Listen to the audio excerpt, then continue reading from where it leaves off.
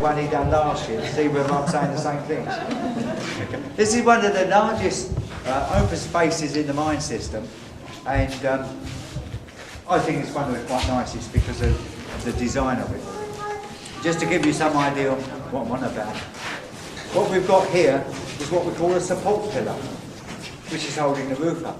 Also over here is another pillar, and another one here, another one there, and another one there. So these are all supports for the roof. But if you look at it, the craftsmanship, the workmanship of the miners, the way that they would cut this round and curve it round, and then come up to there, and this one would then join the other one, and you can see the angles. The miners knew, they weren't, I know they was, well, they were skilled people in their own field anyway. I mean, today people think miners, they didn't know any different. But they knew exactly how much material to take out or leave in for safety reasons. What used to happen as things went on, the owners used to get greedy. So instead of digging further into the material, the sand, the chalk, or whatever it was they wanted, they would say, this is near the entrance, so it's not going to take long to get the sand out from here. So we'll have half of that pillar. We'll take half of that away. So by doing that, you was reducing support for the roof. So then you would get collapses, and that's what we call pillar pinching. So the owners would pinch part of the pillar. You know, obviously they would get more money for doing that. A lot of the mines that are in the area are in a sad state because this is what happened.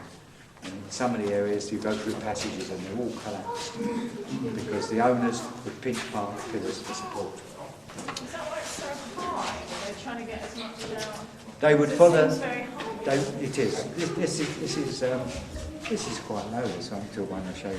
Yes, it gets better. Through here, over the back where the numbers are, you can see a better example of the sand, which they have to sort of bring in for the ranges. They'll be shooting all the sides of the pillars off, so they put it there to protect them. As far as we know, that this was used as either a backdrop for the cinema screen. And where we're standing here, there was probably big seats. And during the last war, people would come down here and watch the two Charlie Chaplin go over one of the.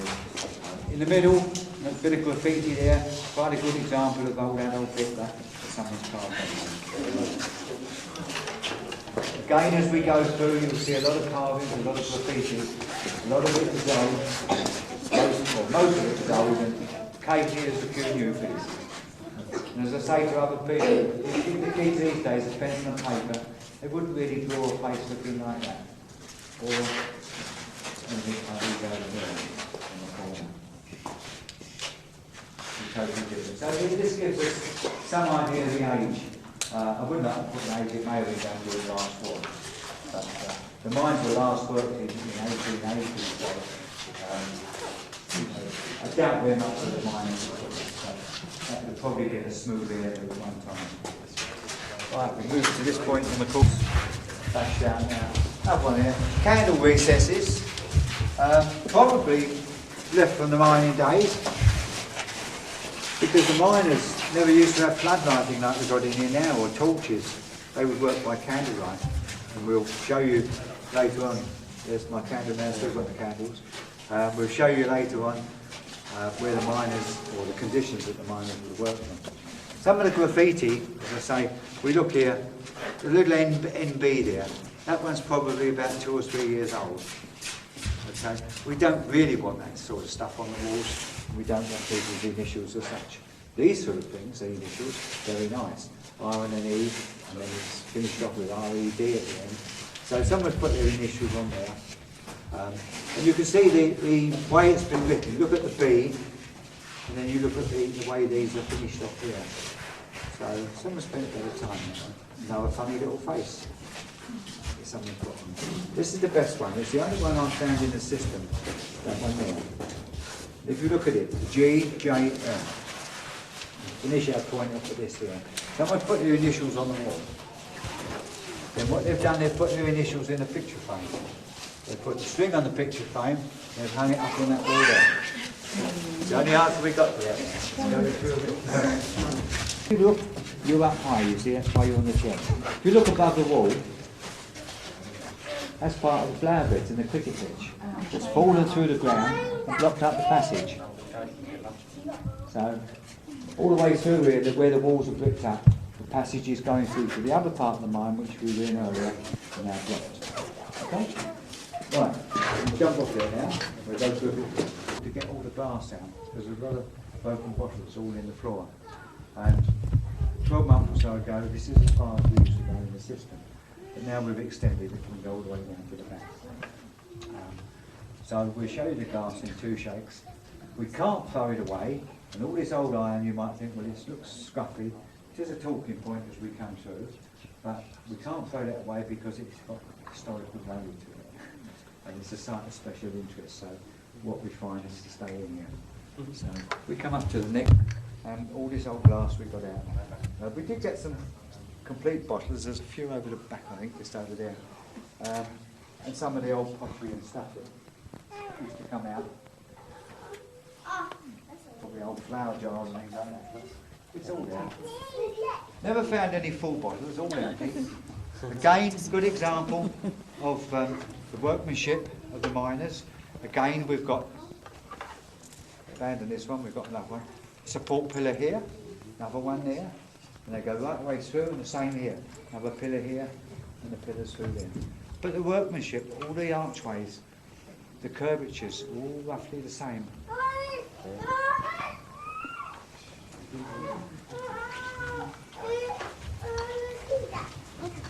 Right, with my candle, man. Let's have another candle. Not genuine miners' tools, but the miners would have used a shovel. The reason it was twice the size is that it could move twice as much sand as I could with this little shovel. But it would have been this shape. So that's the type of shovel he would have been using. No, we don't win. Right. The other thing is, he would have used picks very similar to this. This one, ideal for picking and banging. So he would have used a tool very similar to that. And he would use some with a shorter head on as well. To my balance. There's a couple of little things before we go out. I want to say there. And if you'd like to come down a bit, so you can come down this way, that's fine. Because where you're standing, you won't see what I'm going to tell you about in here. Okay. What we do, we look at an area like this. We look at an area like that. It's like a page out of a book. If you'd like to come to one side, so come over this side. Okay, and then as we look at it, we look at all these scratch marks. See the scratch marks? Yeah? We look at them. Now, I can tell you where the miner was standing when he made these about 100 years ago.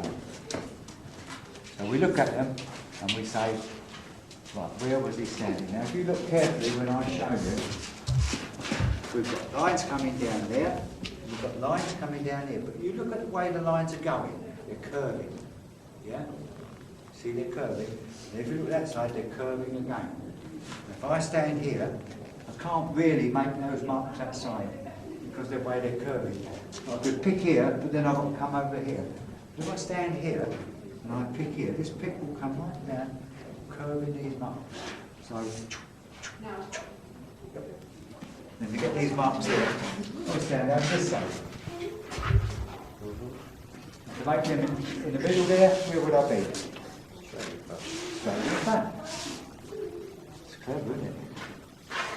The other thing, before we start heading out, we asked this one, look at that lady, she's the next miner. She knows all the answers, you know.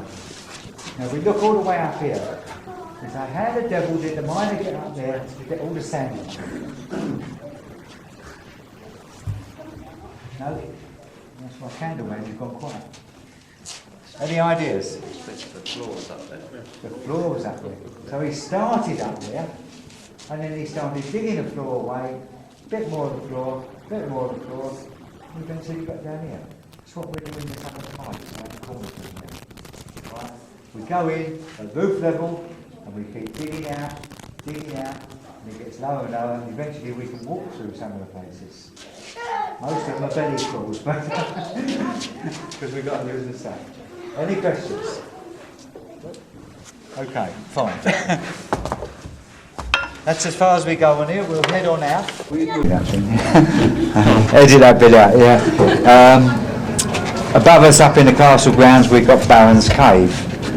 And as we stand here, the group gets bigger and bigger. So, as we go through the system, there's a few uneven places, steps, slopes, low roofs, holes in the floor. Please take care, okay? There is a lot of history about these mines, although we call them caves, but they are mines, sand mines. There is a lot of history, but I'm sure you don't want to stand here for half an hour listening to all the past history about them. So we give you brief details of them, just to give you some idea of what's what. The mine was last worked for this commodity, which is sand. It's very fine stuff, so please don't rub the walls or carve your names or initials in them, because the stuff we've got on the wall at the back here, it's not really what we want. Old graffiti, yes, I can show you some, going back 100 years or so, which is good graffiti, but the new stuff, it makes a mess on the walls. And as someone did say earlier on that in 100 years' time that would be worth looking at, but at this day and age, we don't want to see it. So the mine was last worked about 1880, had a span of life about 30 or 40 years, and then they found that it just wasn't worth digging the sand out the way they were doing it in the first place, by hand. So after they closed the mine down, one of the local bands, and you've probably seen some photos outside of the band, or a band, in the caves, and they would operate down here on the right hand side, that's where the photos were taken, into the alcoves. There's all little recesses going down, like this one, and they're bricked up. And I'll tell you why they're bricked up when we get to the bottom of this passageway in a minute. But the bands used to operate from these alcoves, play their music. I should imagine it sounded quite nice. After the band, the cycle club moved in. And they used to ride their bikes all around the system for years, and then got fed up with that. And to this day, a rifle club use it. So we are at one end of one of the ranges, and there's 3 other ranges in the system. And they tell me twice a week they come in here with their 2.2 rifles. So the black stuff up here, there may be bits and pieces you see as we go through and think, well, what's that? Or, wonder what that was used for. The black stuff up there is a black fungi, and it's it's caused by us breathing in and out, and the mixture of the cordite from the rifle bullets that they're using. So the two are making this. So you'll find it in the areas where they're doing a lot of shooting. Obviously it will spread over the years, like most of the fungi. The sand they dug out of here, selling it locally, used to fetch about 6p a bag.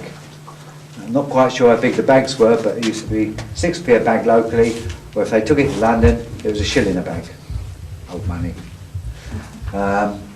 It was used for making glass, making sandpaper, cleaning purposes. It was sold to the publicans to put on the floor to dry up the old spillages and things like that. There's probably a lot of other uses that we don't know of. So that's just some of them. Right, let's go down to the bottom. Okay, above us, below us and all around us, there must be millions of tons of sand. But the rifle club has to buy sand to bring in here. Sounds silly, but if you look where the numbers are at the back there, it's not too good an example, but you can see the difference in the colour of the sand. I'll show you a better one later on as we go through the system. But that's the stuff the rifle club has to buy to bring in. It's a heavier sand, more coarser, probably absorbs the bullets that they're shooting, because the natural sand that we've got here is a very fine sand, and there's the possibility, I suppose, the lead is going to bounce back somewhere. So stipulation from the council, so that's what they have to do. Twice a year they get a lorry load of sand down, top up that one and top up one over the back. As you came down, you all noticed obviously all these alcoves bricked up, as I said. There's a reason for that. That's so we don't dig behind there, because behind it it's blocked up. All these alcoves, if you broke the walls down, they're all blocked up. There used to be passages years ago going through to the other part of the mine.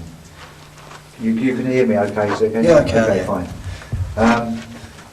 We used to be able to go through, but owing to blockages, we can't. But we can get to the other side of the mine, but we have to go up here, left and left and left and all the way down. So that's another story. Years ago, there used to be, so they tell me, a cricket pitch somewhere up near the castle grounds, up above. And it was a stormy old day, and they decided to knock off for a cup of tea. They went into the clubhouse, and when they came back out again after it stopped raining, the cricket pitch had disappeared. If you live local and you walk through the castle grounds, you'll notice all the flower beds. We call them the sunken flower beds. And that originally, somewhere in that area, used to be the cricket pitch. Don't know where myself, I'm not local, but somewhere up there. And what happened was that with all the rain, somewhere along the line, a weak part of the mine had collapsed. Passages had collapsed. So if this roof was to come down to floor level, it would give us a nice big dip up above ground. So this is what's happened. As you go through, you see all these sunken holes, and that's the passages that have collapsed. So we've got part of the flower beds in here, and that's it. Right over the back here, where the other wall is, that's bricked up for a reason, so we can't make an easy entry into one of the building society, which is along the high street. Now from this point right away up to the road, and from here right over to the high street, there are tunnels in that whole section. No, quite a big area of tunnels. So, but it is bricked up now. The reason for that is years ago we made entry there, went through the system, found another bricked up area, and thought, what's this? But doing a bit of surveying at that stage, it worked out that it was behind one of the building societies in the high street. And when we told the manager that we thought we was right behind his vault, he didn't believe us. When he did hear us knocking on his back door, it's all been bricked up. So you can't have any money out of there. Okay, let's go on a little further.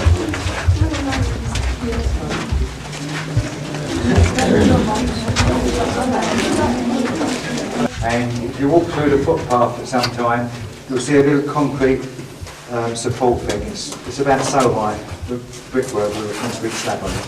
And that's the top of this. You used to be able to see daylight now. It's about 50 feet up from here. But say they're capping it now, so anyone else want to look? And you guys want to have a look? Shine it right up the top. Yes, you can do. You can get the light right. Did you say is it for ventilation? Yes, it is ventilation, yes. Oh yeah, I can see it all. I can see a light. Someone's shining a light down. More than likely, yeah. Yeah. That was the last little girl with See? one quick. Well, have a look. That's the thing on the floor. Here. You said you shone the light on it. Right, okay. Get it in a minute. All right. Can you see? What we normally do, someone said, what is the actual hole in the floor? That's the first step, right? What we normally do is say, come closer, right? Have a look up there, and when it's raining, water drips down there. Water drips down there, makes that little hole in the floor. So it's just water coming out. So, okay, up the slope. It's one of the original entrances, which is bricked up. A little bit further down is another one I'll show you in a moment. Apart from using the sand for various reasons, the mines were used as storage for ammunition.